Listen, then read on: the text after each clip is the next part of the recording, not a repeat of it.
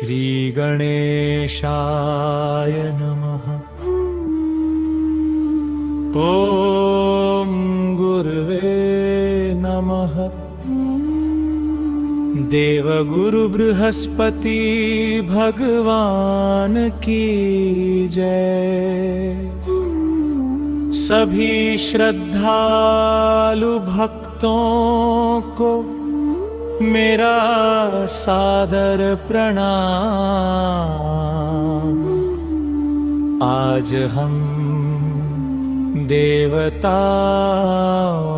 के गुरु, ज्ञान, धर्म, सद्बुद्धि और शुभ फल के दाता देवगुरु श्री बृहस्पति भगवान की पावन कथा का श्रवण करेंगे। ऐसी मान्यता है कि जो भक्त श्रद्धा, विश्वास और भक्त के साथ इस कथा को सुनता या सुनाता है, उसके जीवन में ज्ञान, सुख, सम्मान, परिवार में प्रेम और भगवान की कृपा बनी रहती है।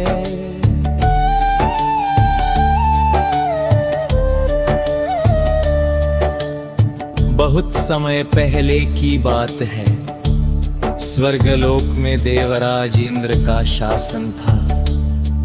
देवता सुख और वैभव से संपन्न थे। उनके सभी कार्य देवगुरु बृहस्पति के मार्गदर्शन में होते थे। बृहस्पति देव अत्यंत विद्वान, शांत, धैर्यवान और धर्म के रक्षक थे। वे हमेशा देवताओं को सत्य, न्याय और विनम्रता का मार्ग दिखाते थे। समय बीतता गया, लगातार सफलताओं के कारण देवराज इंद्र के मन में अहंकार उत्पन्न हो गया। उन्हें लगने लगा कि उनकी शक्ति और वैभव का कोई मुकाबला नहीं। एक दिन देवगुरु बृहस्पति उनके दरबार में पधारे। सभी देवताओं को उठकर उनका सम्मान करना चाहिए था, लेकिन इंद्र अपने अभिमान में बैठे रहे।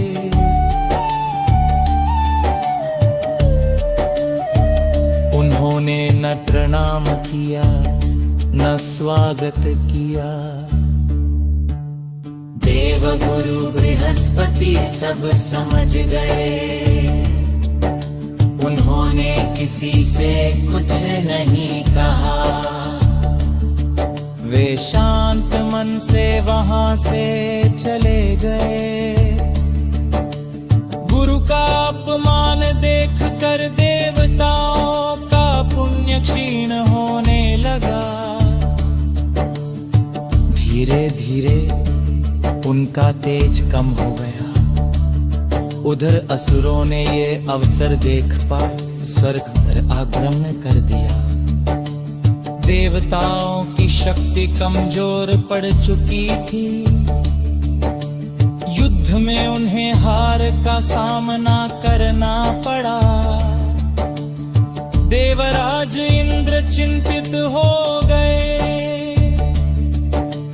तब उन्हें अपनी भूल का एहसास हुआ कि गुरु का अनादर ही उनके पतन का कारण बना।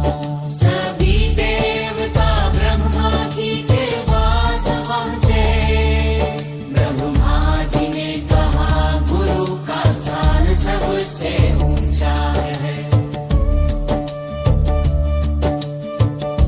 गुरु का अपमान करने वाला व्यक्ति अपने जीवन का सौभाग्य खो देता है। जाओ भगवान विष्णु से मार्गदर्शन लो।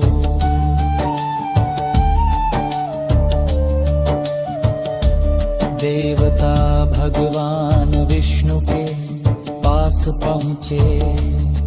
भगवान विष्णु ने कहा, गुरु ज्ञान का प्रकाश है, बिना गुरु की कृपा के कोई भी सफलता स्थायी नहीं होती। पहले अपने गुरु से क्षमा मांगो। यह सुनकर इंद्र और सभी देवता विनम्र भाव से देवगुरु बृहस्पति के आश्रम पहुँचे। उन्होंने हाथ जोड़कर कहा, गुरुदेव हमसे भूल हो गई, हमारे अहंकार ने हमारी बुद्धि को ढक लिया था, कृपया हमें क्षमा करें। देवगुरु बृहस्पति ने उनकी सच्ची पश्चाताप भावना देखी।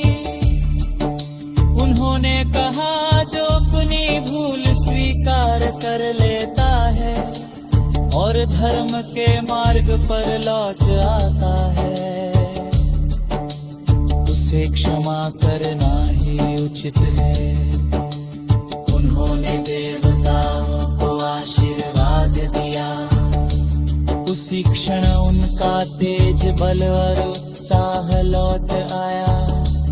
बाद में देवताओं ने धर्म पूर्वक युद्ध किया और विजय प्राप्त की। भक्तों, इस कथा से हमें बहुत बड़ी शिक्षा मिलती है। ज्ञान से बड़ा कोई धन नहीं और गुरु से बड़ा कोई मार्गदर्शक नहीं।